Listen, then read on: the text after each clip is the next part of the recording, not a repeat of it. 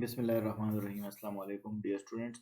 पिछला प्रोग्राम जो हमने किया था उसमें हमने ए और बी की वैल्यूज फिक्स रखी थी, लेकिन आज का जो प्रोग्राम है उसमें हम क्या करेंगे, हमारे जो प्रोग्राम की प्रॉब्लम स्टेटमेंट है वो क्या है, write a program that read two values from keyboard and print their sum and difference. यानी इसका मतलब क्या हुआ कि एट द रन टाइम पर जब हम प्रोग्राम रन करेंगे उस वक्त हमने क्या करना है, दो वेरिएबल्स को वैल्यू देनी। वो ए बी भी हो सकते हैं, एक्स वाई भी हो सकते हैं, वाई जेड भी हो सकते हैं, आई और जे भी हो सकते हैं। ठीक है, कोई भी दो वेरिएबल नेम रख लें। मैंने यहाँ ए बी रखे हुए हैं। ठीक है, तो उसके लिए स्टेटमेंट हम क्या इस्तेमाल करेंगे, मैंने दो फंक्शन इसमें यूज किए, ई वी ए एल और दूसरा इनपुट। ठीक है, जो इनपुट का फंक्शन है ये क्या करता है, वैल्यूज को जो है ना कीबोर्ड से रीड करता है एज अ स्ट्रिंग। ठीक है, और EVAL का जो फंक्शन है ये उस स्ट्रिंग को नंबर में कन्वर्ट करता है या उसको एवेल्यूएट करता है। ठीक है, तो इसलिए हम इस तरह की ये स्टेटमेंट लिखेंगे क्योंकि हम बिल्कुल स्टार्टिंग लेवल पे हैं। तो फिलहाल आपको यही याद रखें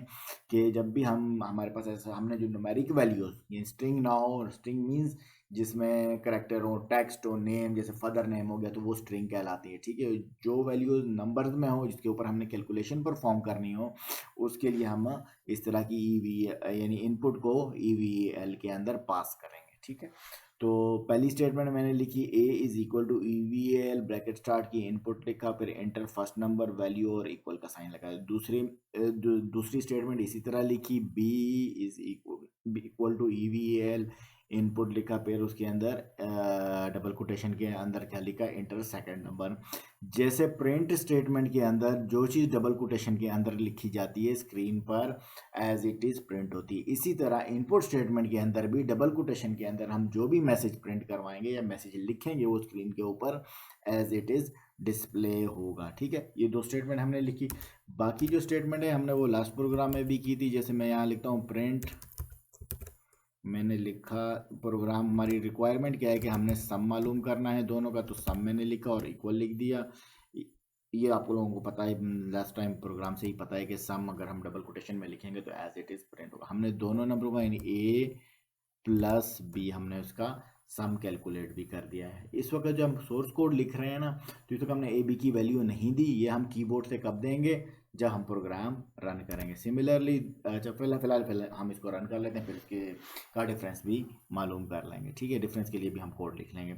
तो इसको मैंने प्रोग्राम को रन किया, तो इस वक्त जो आपको आउटपुट नजर है सिर्फ क्या लिखा हुआ है, इंटर फर्स्ट वैल्यू। ठीक है, ये प्रोग्राम क्या हुआ है, इंटर फर्स्ट वैल्यू इस डबल कोटेशन के अंदर या इस इनपुट फंक्शन के अगेंस्ट आ रही है, और मेरा कर्सर इस वक्त यहाँ ब्लिंक कर रहा है। इसका क्या मतलब है कि मैंने यहाँ कीबोर्ड से वैल्यू, न्यूमेरिक वैल्यू एंटर करनी है। सपोज मैं यहाँ 6 में एंटर कर दिया, मैं जैसे ही मैं एंटर करूँगा तो यहाँ जो ये वैल्यू जो 6 है ये किसको असाइन हो जाएगी, ए को असाइन, यानी ए की value A is equal to 6 हो जाएगा। ठीक है, तो मैं अब यहाँ पे क्या करता हूँ, मैंने एंटर किया तो ए की वैल्यू 6 हुई। उसके बाद फौरन से हमारी जो है ना, जैसे हमारा प्रोग्राम जो होता है लाइन बाय लाइन एग्जीक्यूट हो रहा होता है, तो अब इस नेक्स्ट लाइन की बारी आई है। तो ये बी वाले, ये जो सेकंड, ये लाइन नंबर 4 है फिलहाल हमारे स्क्रीन के ऊपर, लाइन नंबर 4 वाला कोड रन हुआ है। तो उसमें क्या लिखा हुआ है, enter second value equals to तक आया है। ठीक है, जैसे पहले स्टेटमेंट एग्जीक्यूशन के प्रोसेस के दौरान थी, हमने अभी तक वैल्यू नहीं दी थी। जैसे ही मैंने 6 एंटर किया तो नेक्स्ट स्टेटमेंट एग्जीक्यूट। इसी तरह अब मैं यहाँ पर जैसे ही फॉर एग्जांपल मैंने यहाँ 8 दिया और एंटर करूंगा तो क्या होगा, बी को 8 की वैल्यू यहाँ असाइन हो जाती है। मैंने एंटर किया और बी को 8 की वैल्यू असाइन हुई।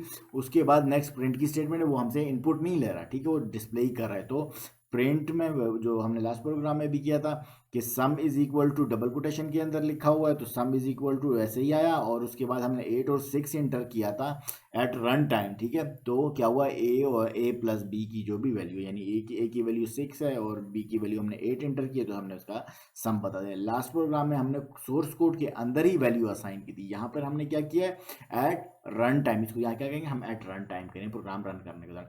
यहाँ पर 6 और 8 दिए, हम दोबारा इस प्रोग्राम को अगर रन करें इसके अलावा अब हम कोई भी वैल्यू दे दें। ठीक है, फॉर एग्जाम्पल मैंने ए को वैल्यू 9 दी है, उसी तरह बी को वैल्यू 2 दे दी और एंटर कर दिया है, तो मेरे पास इस वक्त जवाब क्या है, 11 आया है इस प्रोग्राम को रन करने के बाद। सिमिलरली जो हमने लास्ट टाइम किया था कि सम किया था और उसके बाद डिफरेंस किया, तो यहाँ पर अब अगर हम डिफरेंस मालूम करेंगे तो एज इट इज़ ही होगा। मैं यहाँ से कॉपी और पेस्ट कर लेता हूँ। सम की जगह यहाँ मैं क्या लिख देता हूँ, और चेंज यहाँ पर क्या होगी, यहाँ पर आपकी चेंज होगी, यहाँ आप माइनस लगा देना है, ठीक है।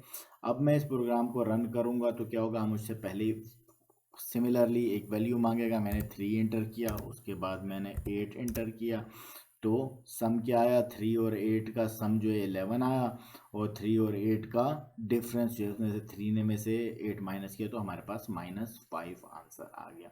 उम्मीद है कि आपको ये प्रोग्राम समझ आया होगा। अभी आप सब अपने कंप्यूटरों के ऊपर इस प्रोग्राम को टेस्ट करें, रन करें। अगर कोई चीज़ समझ नहीं आती तो अभी पूछ लें, वरना फिर आप बाद में ग्रुप वगैरह में भी पता कर सकते हैं।